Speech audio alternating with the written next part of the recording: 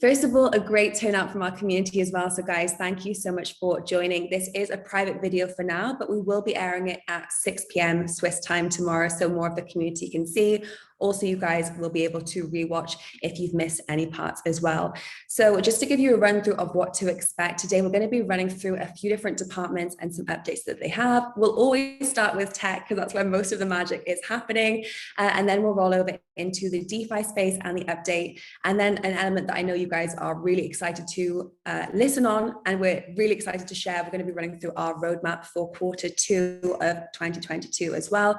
So that'll be from the marketing pillar, DeFi, and all the way through into tech as well. And then feel free to ask any questions as well in the chat. We'll have a little look through and then I'll allocate those to the correct team members as the conversation goes on. The Q&As will be at the end, but feel free to just share any thoughts in the chat throughout. What we're going to do first of all is we're going to start with a tech update. So I think Igor has kindly volunteered to be the first spokesperson of today and give us a little bit of a run through of this week and what he's been up to. So Igor, how's everything been for you? Yeah, this is a very hectic week. We are super busy with tons of stuff at the moment. I will try to be very brief though. So most of the stuff you already heard in the past weeks, but now we are finally on the, final approach, and we are finishing up the cards integration for EU, and only the legal stuff is hanging. So we are finishing with the contracts, etc. And once it will be signed and everything will be ready, we will roll this out finally. There's still some work to do, but in general, this is the furthest we have ever been.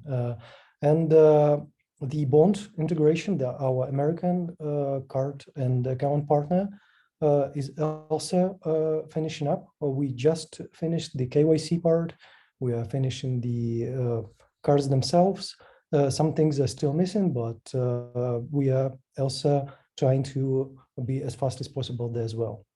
In the meantime, we also started to finally draft out the flows and the functionality of how it will work with the company or the business accounts and business onboarding. This is a vast topic, so I will not delve into details, but in general, we are finally starting there as well. And it will be also a very big change in future, but it will be coming quite, it's in a long run. And last but not least is the OTC deal that you might have heard already in some calls and some stuff. I'm starting finally to use the APIs for our OTC partner to be able to actually buy ETH, which will bridge us to two most important things, is the bridge which will be available with less slippage or maybe no slippage. We'll see on our end, which will be the super important for the people with the larger swaps they want to do, especially you heard the news that someone is already buying the apartments. That would be very important for them. But also this will be the bridge to finally integrate our investments API, which actually are already ready for quite a long time, but we were not able to roll them out before this was done. And now this is coming together. Sometime soon we will be able to provide this for our customers as well. So that's about it. Also, I think Igor forgot to mention our internal transfers functionality, and Dr. Spadin can tell more about that. Yeah, so I'm working on the internal transfers, and we currently support internal transfers, but this would be sending someone money via their phone number, email address, or your own sort of nickname within Fluid.ch. The difficulty with this, I think, is potentially we need to make sure we retain privacy. So let's say I send Nikolai some money via his phone number, and then he decides for some reason he doesn't want me to have his phone number. He makes his phone number private and maybe changes it on the Fluid.ch app because he's tired of me sending him WhatsApps that he doesn't want to keep receiving. We need to ensure that then in my contact list, I won't see the new number that he's updated, because otherwise that would be, then I'd have his new number and I'd be able to WhatsApp him more stupid things that he doesn't want to see. So we need to ensure that that's fully prioritize privacy of our users, basically.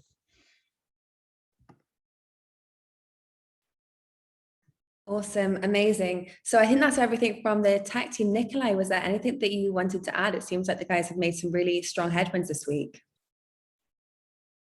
We are still working on other little issues. We are still working on how to optimize our design and UX, and our team of designers had new participants, and right now we have new fresh ideas, and redesign of some hard flows is coming as well. So but we cannot say right now what will be redesigned, because it is so much of work to do. Amazing. Awesome. Any of the other tech team, I know you're all kindly on the call. Anyone else free to share any updates that they've had this week?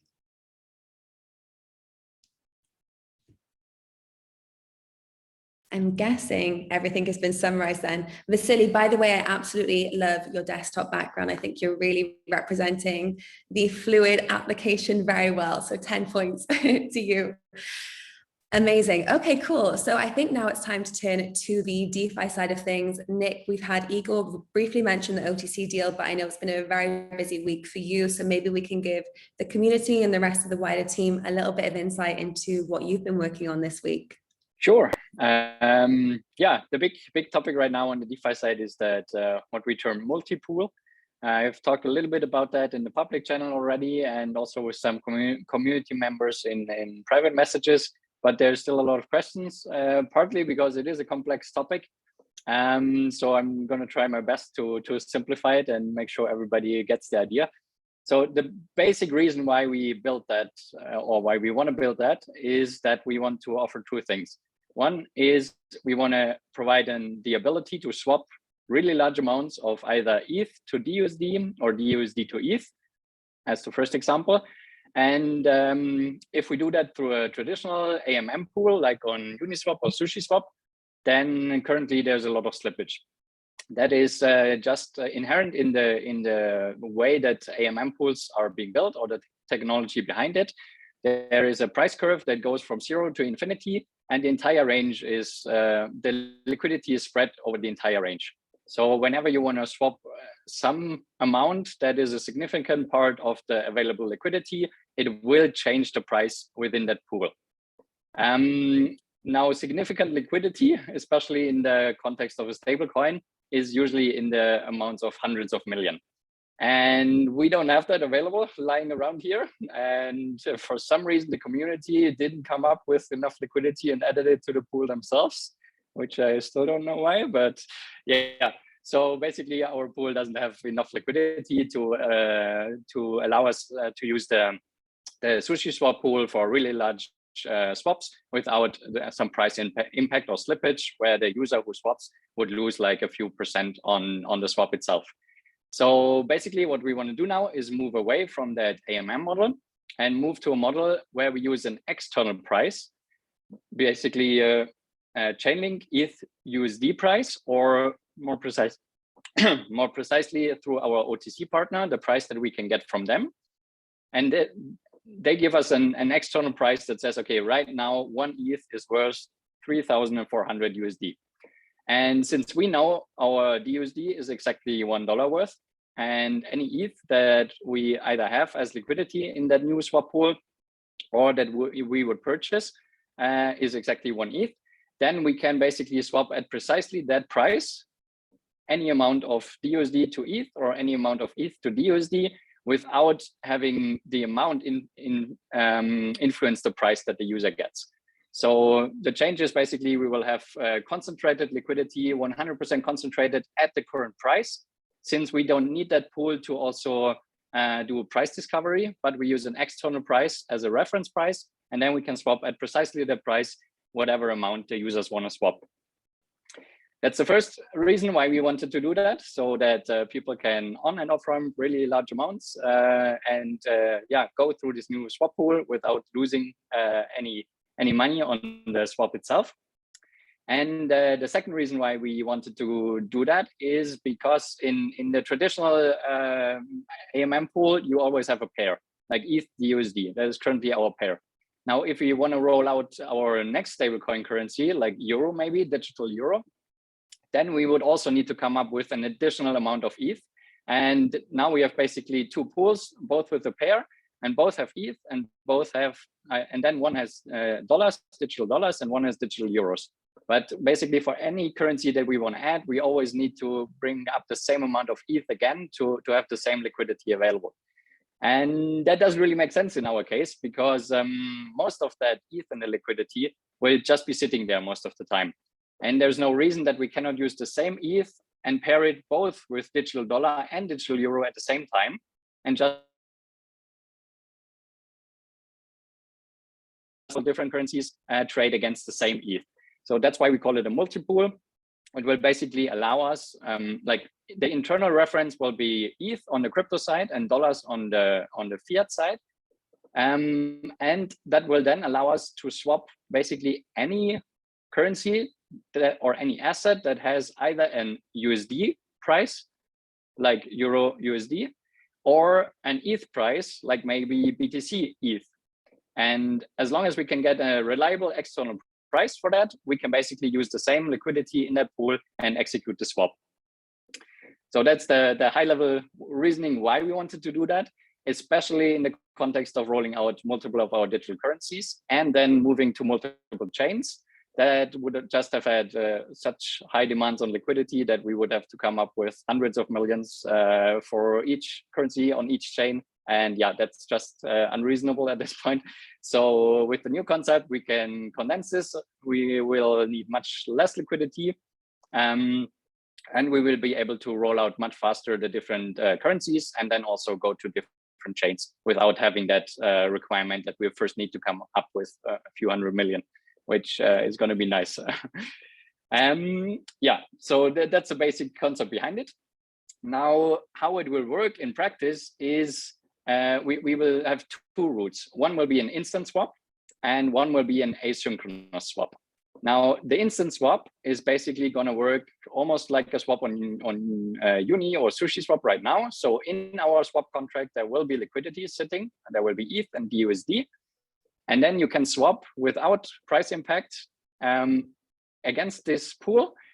But the maximum amount will be limited for the instant swap by the liquidity that is currently sitting in that pool. If you want to swap a larger amount than the liquidity in there, basically what's going to happen is you will execute the first part of the swap. Let's say you want to buy a lot of ETH with DUSD. Then you will give the DUSD to the contract. And in return, you will receive a receipt that says, okay, now we owe you 100 ETH. And then in the background, we will go to our OTC partner. That's the part that Igor mentioned before, where he's building the integration right now. So now if we get the message from you by a blockchain transaction, you want to swap DUSD for 100 ETH, then we go in the background to our OTC partner, buy 100 ETH for you at the price that we showed you before.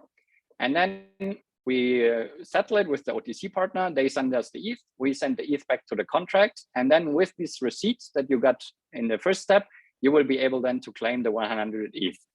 That won't be instant because we do need to execute that OTC part in the background with the OTC partner and then wait for the settlement to happen with them. But once it happened, then you can basically claim that ETH. And with that process, you can swap any amount. So basically infinite liquidity. And the only downside is that there will be a delay between the moment you initiate the swap and the moment then you can claim the asset you bought. So with these two parts, the instant swap part and the asynchronous swap part, we will be able to offer either instant swaps at the currently trading ETH USD price without any price impact, up to the liquidity available in the contract. If it's more than that, or if we need to rebalance the liquidity in that contract, we will go through the asynchronous route and in the background go to one of our OTC partners. We are integrating with the first one right now, Genesis, but we will definitely add one or two more. So we will have some redundancy and always be able to get you the best price. And then we can basically swap, as I said, pretty much infinite liquidity. These are the high-level concepts. And now the cool parts, because for that instant swap, we need some liquidity in the contract. For example, ETH and USD. But it's not going to be the same as providing liquidity to a Uniswap pool, where we always need to provide 50-50. So 50% of one asset, 50% of the other. With our swap, you can basically provide either ETH or either DUSD. So if you have some DUSD and you want to earn some yield on that, we can put that as liquidity in the contract, and it will increase the liquidity available for instant swaps. Or you can or you might have some ETH lying around and want to earn some yield on that.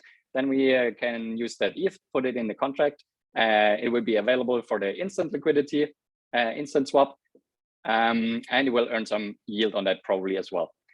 Then if people swap more in one direction than the other and the liquidity becomes off balance, so we have a lot of ETH suddenly in the pool and very little DUSD maybe, then we will use the asynchronous route in the background and basically swap ETH for USD, mint some new DUSD, and then replenish the liquidity in the contract.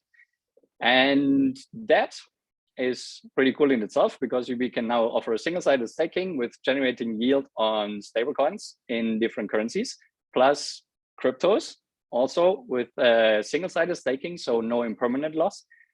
And probably this will also integrate and become our first savings product, because now it's our own contract. And as soon as we know that it's really safe and it has gotten a few audits and it has proven itself a bit, then we will be able to use, for example, a custodial DUSD account. So let's say we go in the mobile app and we offer a savings product, and people want to earn some yield on their USD, but they don't know about all the crypto stuff. Then they just press the one button in the mobile app, and then the dollars go to our custodial account. And now we have a lot of dollars sitting there, and we can use that as liquidity for the instant swap.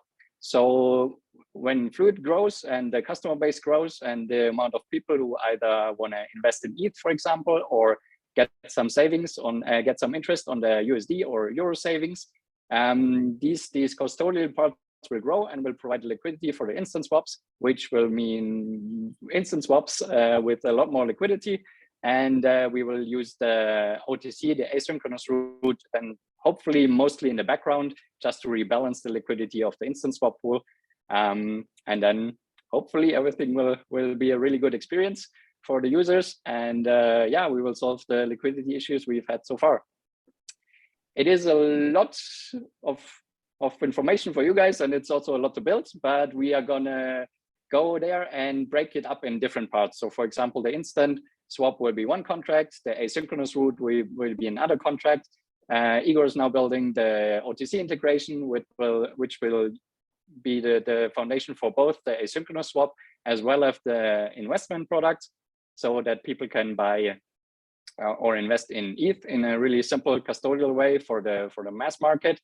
So we are trying to break everything into small parts, then that we can ship an early version really soon, make sure that runs well, and then we will add all the bells and whistles I talked about now bit by bit, and then hopefully in not too long a time we will have the full new protocol working, and we will have swaps without price movement, and we will have a first version of the savings product, and that will solve a lot of the problems we have had in the past.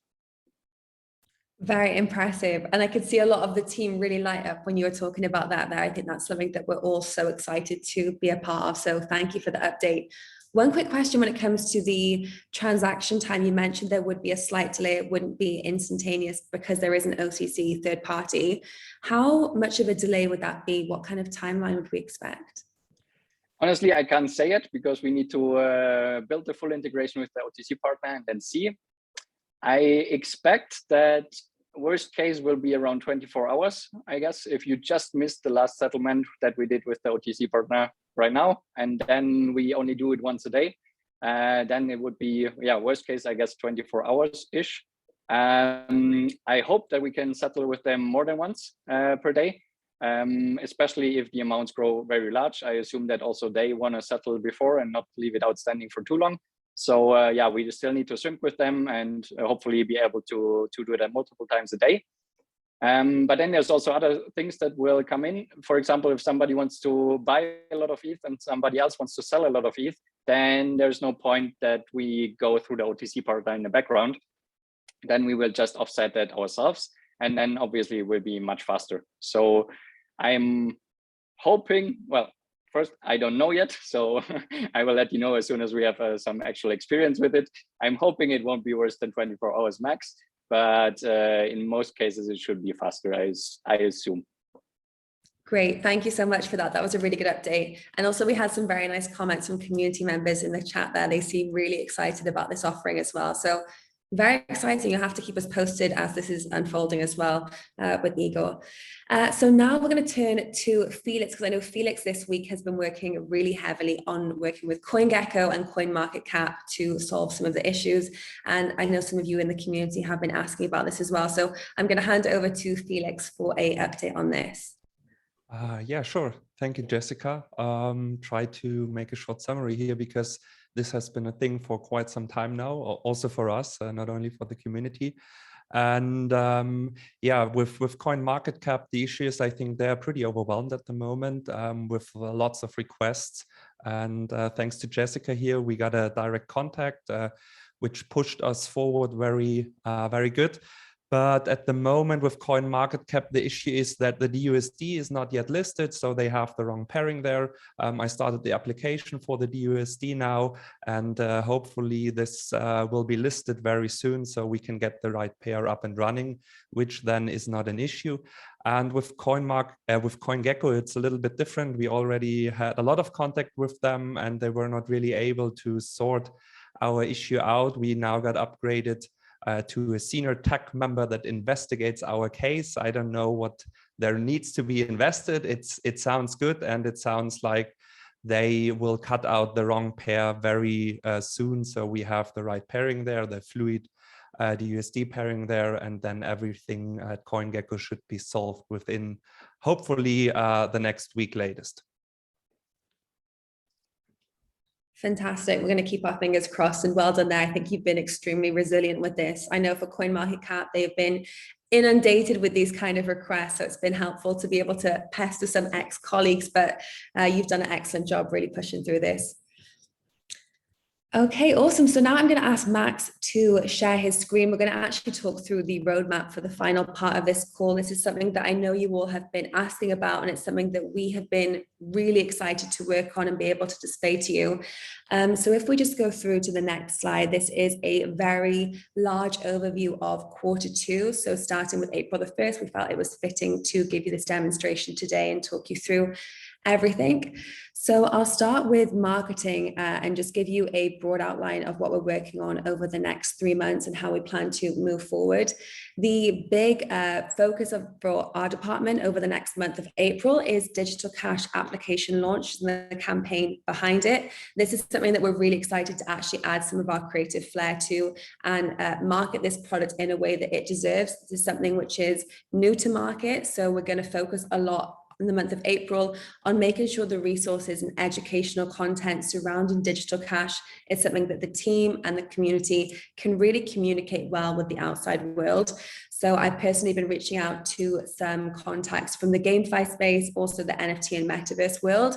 And we're going to get some key projects that are working with us to help with testimonials for the month of April. So when we do launch in May and later on in the quarter, we actually have some testimonials that we can go live with that are up and running, and some projects can actually give their impressions as well, which I think will really help tell the narrative, because different platforms will use this product in different ways. Also, this is a great opportunity for anyone that is in the community that maybe is aware of a project that might find the digital cash applications useful to DM me or the marketing group chat as well. And we can have a call with them and see how they can integrate it, maybe give them an exclusive before we launch in May, just so they can find out how they get on with it and we can share their story as well. Next up, we have referral programs for new users. As you know, it's really important to have a key ripple effect when it comes to our community passing on these incentives and also the platform to new users. So we'll be releasing in the coming few weeks a referral program that will make it really incentivizing for you to share the message with your contacts and so on and so forth. And next up is a community point system. So we have a group within marketing that are working really hard on ensuring that we have a really enticing community point reward that will be likely every quarter, where we'll reward you for interacting with social posts, also for referring content as well. And that will really be a nice way to incentivize everyone that's within the community. And the highest ranking tier will be some form of indication of lower transaction fees for the top tier of community members that really work throughout the quarter in helping us spread our message. As you guys are also aware, we've been working with Real Vision. So episode 1 launched a few weeks ago and episode 2 is ready. It'll be launched in the next few days. And that's focusing on the digital cash application launch. And you'll also see some of the team relocating to Georgia. The next episode that's coming up will likely be filmed in London, and that will feature Currency Cloud and Accomplish, and also one of our new compliance partners, Merkle Science. So that will really show some of the banking and also the crypto compliance side of things to give you an idea of the back end when it comes to the regulatory and the insurance and the conversations that we're having behind the scenes. So that's a really interesting way to entice new partners as well. ICE London is coming up. So for those that aren't familiar, this is an online gaming conference. Events are really important, especially as we are launching these new platforms like digital cash, where we can really align with projects and platforms and get them to test out and spread the knowledge on what we're doing, and also help spread the message to our community. So some of the team will be in London in a few weeks' time, and we have some meetings laid out with some potential projects that we can give some exclusive applications and incentives into, just to give some testimonials and relate those back. Events are also really important. So there's going to be a few events that are coming up in Dubai and also in the US in the next few months. And as those come along, we'll announce and communicate, because I know that our community is global. So if there is a chance that we can see some of you there on a line, that would be very awesome. The US launch, working with Bond on how to really target that market. And that's something that Torab will be working with us on as well. It's very exciting for us. We have 2 partnership announcements as well. As we've mentioned, we have some partners that are working with us on different subsectors of our company. So we're starting a community medium post feature and series that's going to launch next week. We have the articles ready, starting with a little bit more of an indication on who our partners are in an episode by episode, and also what they do with us and how we plan to move forward. So next week, you'll see some news from Merkle Science. That's very exciting. The multi-language website. So as you guys know, as a Swiss company, we're very keen to have a different language integration. So French, German, and Italian is coming soon. And then also we'll expand to other languages in Europe as well. And then one other really cool element is Twitter Spaces, to really expand our communications within the DeFi space and also just within the crypto community. And one core area that we're really keen to focus on is other partners that are on the Arbitrum network. So to align with them and start these conversations, and also show how collectively we're working within the DeFi ecosystem. So this is from the marketing side. It's really exciting, and you'll start to see the efforts as of next week. And it's great that we can share this with you for the next 3 months, just so you can see where we're heading, and also give you a little bit more clarity on how things are moving forward. Now with the DeFi pillar, I think, Nick, you've covered some of the main points today, but if you just want to talk through the roadmap, I think that would be really helpful for the people that are watching this. Yeah, sure. So basically the first 3 points we already addressed. Multiple will come, it will double as the first savings product, and that will also be integrated in the mobile app. And also the investments for the mobile app are gonna come, because they also rely on the same tech. I think that got lost. So that will definitely come as well. And the one thing I didn't talk about yet is the staking contract for the Fluid token. We have the requirements outlined now, and they have an additional resource on the Solidity developer side that we found that already started implementing it. So I hope the staking contract itself will also be ready within the next weeks. Then we probably need to audit it either internally or externally, and then that will be ready as well. Awesome, thank you. And now turning over to tech, I think Nikolai is the best to relay the tech version of the roadmap. Yeah, sure. I think you already can touch and maybe touched digital cash accounts and the European virtual cards on our demo environment. And we hope that it will come really soon. As Igor already mentioned, US bank accounts is not too far as well. And after these features, we really want to focus on our mobile app launch and delivering mobile application to our normies, as we call them. And of course, the euro, the franc, and the British pound is our goal as well. And for sure, many other not so important but useful features like internal transfers, like some security improvements and other. For example, we are looking forward for MetaMask authentication and a lot more other stuff during Q2. We just want to show that our main focus, our main goals to provide with these 5 most important features. Excellent, thank you. Yeah, I think that's a really good message to relay to everyone that's watching, that this isn't an indefinite everything that we're covering, but these are things that we are 100% committed to for Q2.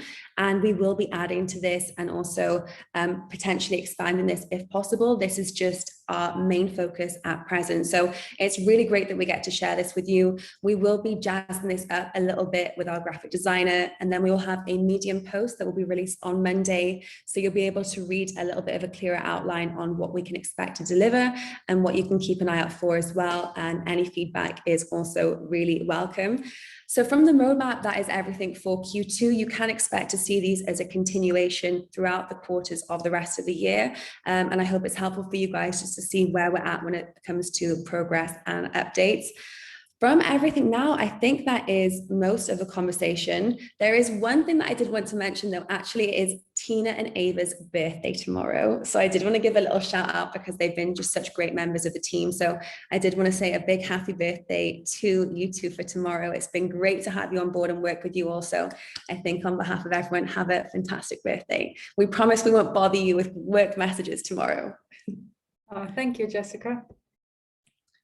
Awesome. Amazing, guys. So that is everything from my side. I think if anyone else has anything to add or any questions in the community.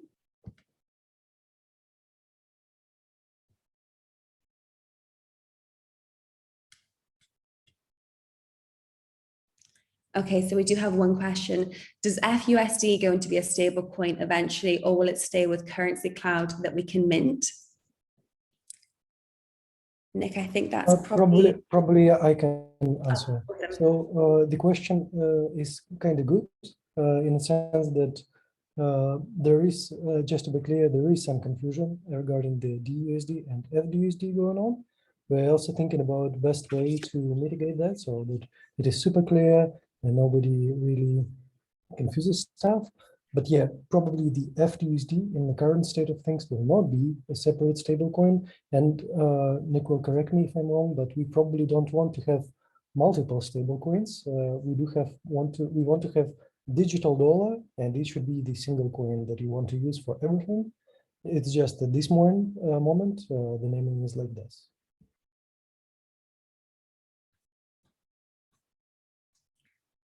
Cool, thank you. And there was one other question which was regarding the staking incentives and just a little bit more information on the Fluid staking updates and what users can expect from those. So that's Igor or Nick, I assume. No, that's marketing, isn't it? So the way we build the staking contract is basically that the contract itself will calculate a score for any staker. and that will be based on the amount you stake. It will be based on how long you already have been staking, because we do want to reward people who are here for the long term. And it will depend on an unlock countdown. So if you stake for a longer time or have a longer countdown once you unstake, then you will get a higher score than if you stake for a shorter unlock countdown.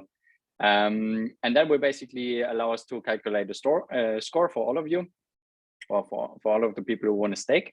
And then the benefits for the staking will mostly come on the backend side. So our backend will basically come, look at the smart contract at your address that is connected to your account, will fetch that staking score. And then depending on which score you are, you will fall into different tiers. And yeah, maybe that's something you want to talk about, Jessica, or maybe it's something for next time. Yeah, absolutely. See, there's the tech element, and then the marketing element comes into play with the different reward tiers as well, which is something that we have been working on. And I think we can probably give you a little bit more updates next week as well, because that is a very nice incentive that we're going to be working towards. So we'll share that probably next week when more's confirmed.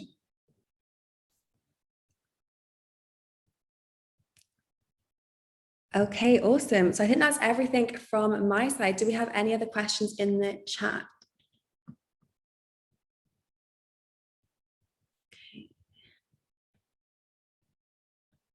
No questions from my end. There's one more question by Koplo about the benefits of staking and comparing it to holding, but that's sort of been covered, but I guess you can elaborate.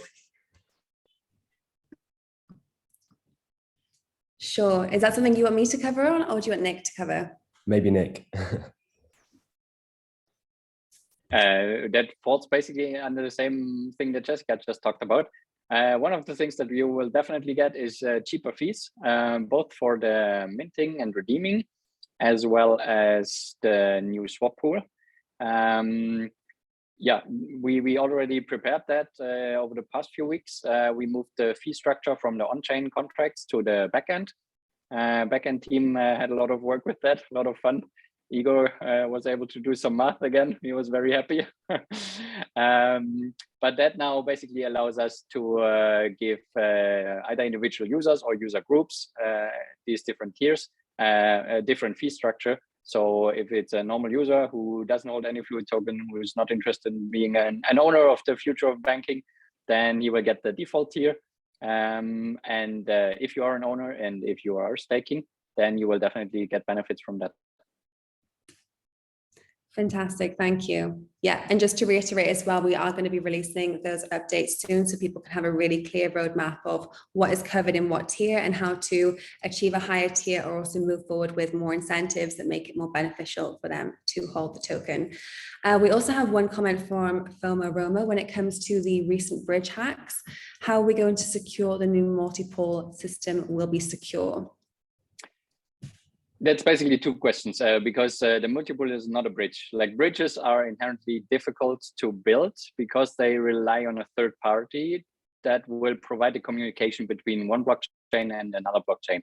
And if that third party is compromised, or if keys are compromised or they turn rogue, then they will have access to the assets on both sides of the bridge, on both chains. And there's no way on one chain to validate what's happening on the other chain. And that is basically the core problem with bridging. You do need that third party in between that will move messages from what's happening on one chain to the other chain, and then you can react to these messages. That is very difficult to build and very difficult to secure. Initially in our stablecoin, we also had a bridging functionality built in that was in the contract itself. And we had a node in the background who was that third party and who would monitor the contract on one chain. And if somebody wants to bridge, he would see the bridge event, and then it would mint the tokens on the destination chain. But eventually we decided to remove all of that for security reasons, because it's a lot of complexity and very hard to make really secure. And especially because with the app, and especially on a fast chain like Arbitrum, it's so easy to just redeem the stablecoin and mint it then to a different chain, that this is basically the bridge in itself. But the trusted third party in this case is basically you, the user. So it's not a third party node that's running and doing stuff and can mint. it's you. You need to redeem it from your own wallet, and then you have it again as dollars in your bank account, and then you can mint it again on the destination chain. So that's the reason why we moved from that on-chain bridging to using the Fluid app and the bank account itself, and the user itself as the bridge, the third party that needs to be trusted for the bridging. Regarding the multi-pool, yeah, it's just not, it's not a bridge, so none of the bridge issues are relevant in that. You should look at it more like a Uniswap or SushiSwap pool, just a bit different, because it will rely on external factors like either a Chainlink Oracle price or a price from our backend. The contract itself will of course be audited before we let any funds of anybody other than us in that. But yeah, so it's a different topic. We will of course make sure that the contract is as safe as possible, and we'll get external audits for something that holds a lot of funds. And then yeah, we will deliver a secure product here. Fantastic, thank you. And we do have one question as well when it comes to operating under a Swiss jurisdiction regarding Swiss authorities. And if they do request users' accounts to be frozen, will Fluid comply? I feel that is a question for the legal side, if anyone else is able to answer off the top of their head. I mean, high level I can answer. Like it's a registered company in Switzerland. So if the Swiss government comes and says there's something we have to do, then the company has legally to comply. Switzerland is very good when it comes to things like privacy and giving rights to end users. So that's one of the reasons why we are located here. Robert can go into the details, or the legal team. But in general, of course, if the government comes and says we have to do something, then as a legal entity in Switzerland, we have to comply with that. But yeah, we've specifically chosen Switzerland as the location of the company, because they have a very good approach to things like privacy and user rights. A cooperative jurisdiction, not like the UK. That's why we left. Amazing, fantastic. There were some really good questions there from the community as well. So we will have this available for recording tomorrow if anyone does want to rewatch, or also pass it on to some community members that have missed. Max, thank you for arranging the call and setting everything up. Guys, thank you so much for joining. Have a great Friday and happy weekend. Again, Ava and Tina, happy birthday.